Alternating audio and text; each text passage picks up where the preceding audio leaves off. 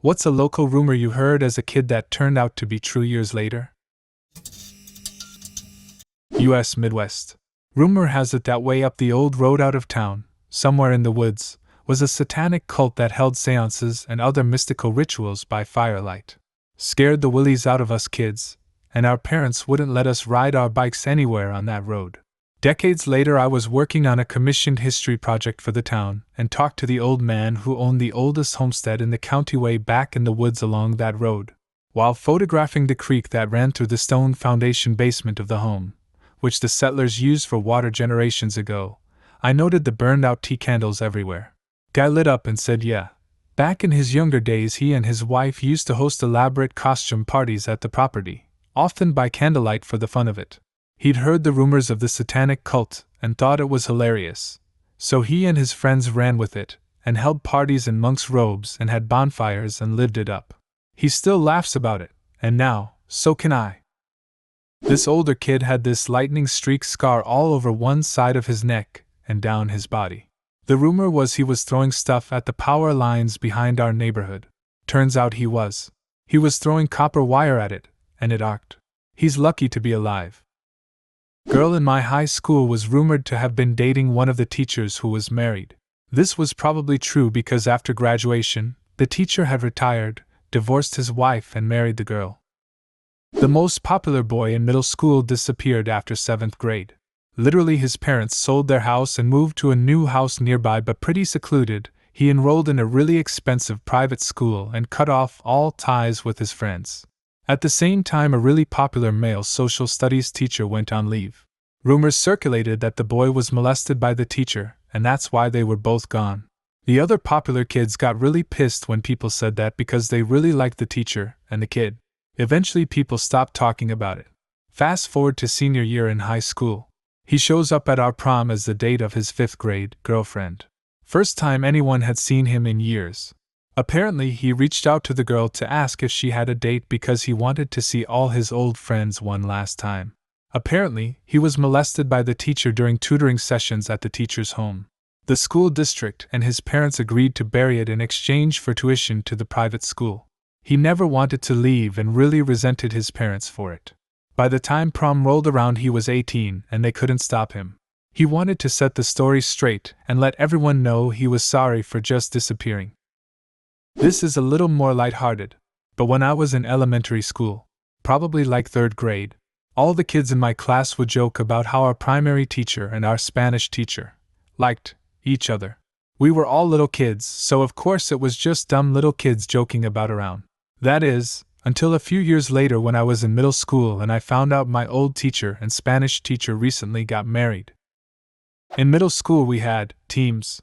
Each team was a group of students who would rotate together through the same schedule. My team in 7th grade all decided that our social studies teacher and math teacher would be a good fit. We all tried so hard to get them together. Girls would say to the math teacher about how they thought social studies teacher was so cool and smart, and boys would say similar things to the social studies teacher about the math teacher. When we came back for 8th grade, there was a rumor they started dating over the summer break. By end of 8th grade they were officially open and dating, and by 9th grade they were married. When we got to around 11th grade, the SS teacher started teaching history at the high school, and he confirmed that a bunch of 7th graders got him to start looking at his fellow teacher a little differently, and decided why not ask her out.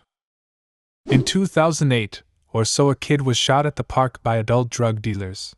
The news and reports stated he was some kingpin in the weed trade and had made tens of thousands before getting popped. His parents denied, until investigation found out he started selling to pay his parents' mortgage, and had in fact been selling weed in large quantities. Kid was 15. The park we used to play football at used to be a cemetery. They exhumed all the coffins and moved them years before I was born. We'd freak each other out, especially at night, saying there were still bodies buried there. One day we were playing and they were doing some groundskeeping work and they found a coffin. The state came out and found 30 more. We were actually playing on top of hallowed ground. I mean, if the dead cared about that kind of stuff, I'd be pretty okay with kids playing in a park above my body. There was a rumor at my high school that the building down the way was a cult. It wasn't unheard of to dare people to go over there, and then you'd end up being followed or sometimes invited to dinner. Turns out, it was the HQ of the cult. I was watching that documentary and my mind was blown, because all the high school rumors had been true. One of the teachers in my school got pregnant by a student, but they didn't know which one. She had slept with 7. There was this a-hole in my junior high gym class, real bully type. And when he would act out, everyone would ridicule him for his mother being a crack whore, and we would laugh and laugh and laugh and laugh and laugh and laugh. Well, it turned out it was true. There was a public confirmation in the paper. And his bullying made a lot more sense because it turned out his home life was what you would expect from someone having a crack whore mother, and no one talked about it anymore, and we did not laugh so much anymore. Ironically, I think he felt so ashamed when everyone found out that he actually stopped being such a dickhead. There was a kid in my middle school class who was a real dick to everyone, struggled with even simple class work and was good at sports but fought so much they wouldn't hardly let him play. One day he pushed too far, and the whole class decided to mock him for the jersey he wore to school every day, and how he only wore undershirts and the same 2 pairs of pants. No gym clothes either, and a ratty pair of shoes. Turns out his parents were alcoholic shitpiles and he lived with his very old grandmother and basically raised himself. Couldn't afford clothes and barely got enough from her social security to feed the both of them. Found out when me and a couple friends found him sobbing in the bushes after school because he didn't want to go home and worry his granny. Some guys ended up buying him some clothes and helped him get some cleats to play soccer. My mom let me buy him lunches on my account too, since the free school lunch was basically a piece of bread with half a slice of cheese and a wilted apple. Dude is a financial manager now and doing well. There was a taco truck in town that sold weed if you asked for a side of lettuce. What a shock it would be for someone like my aunt who regularly asked for her taco lettuce on the side to keep it crisp. Now expecting a cup of lettuce, and you get a baggie of weed. When I was a child, shakes cane, we had the legend of the Baroness.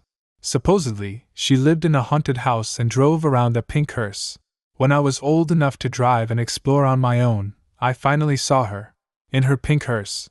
She also did live in a house that would have coded as spooky or haunted to a small child. It was just an old house with neat architecture. A priest was rumored to be way too friendly with some of the girls in our grade school. It came out years later in an investigation that he had in fact gotten a teenager pregnant. That if you rode bikes or four-wheelers down this certain trail, an old man would come after you and attack you. A few years later, some kids were riding four-wheelers down that trail and an old guy shot and killed them both. Damnedest thing, they had already left his property before he caught up to them, and he killed them on public land. I'm pretty sure he died in prison a few years ago. A kid in our neighborhood said he knew a priest who would give you blowjobs. We all thought, no way a priest would do something like that. Turns out it was true. That our neighbor was a pedo, married with kids. One day, he drops dead of a heart attack. When the family started going through his stuff, they were so disgusted, apparently just sold the house as is with the furniture and everything. I have two, both about elderly men. First, there was an elderly man that could be seen walking all over town. Long gray beard. Usually seen in tattered clothes. Walking Man, or the Silver Bullet, were nicknames for him. The rumor was he was actually really wealthy, but lots of people just assumed he was homeless because he was always walking, carrying groceries or whatever. Well, about a year before he passed, it came out that he was actually one of the wealthiest residents in our town when he donated millions to local youth programs and schools. Turns out, he just liked walking a lot and placed no value on material things like clothes and cars. Second, there was an elderly man who was actually homeless. The rumor was that he drank himself crazy some years back and just never got help. He was in and out of jail a bunch, but always seemed to be given some slack by law enforcement. This truth is tragic. He did drink himself crazy out of necessity. He was a paramedic. One night he responded to a wreck that turned out to be his wife and daughter had been hit by a distracted driver speeding on a narrow road. Neither survived. Understandably, he was never okay after that. He would sometimes check the pizza shop I used to manage for spare slices. Broke my heart that all I could do was offer him some free pizza. Hope you can rest in peace now, Red. The two women, in their late 40s, were actually homosexual. Everybody on our street believed them when they told everybody that they were sisters. I used to run errands for them maybe 3 times a week, and they always gave me a shilling every time. Do you have a similar story? Leave a comment and subscribe to the channel if you want to see more videos like this one.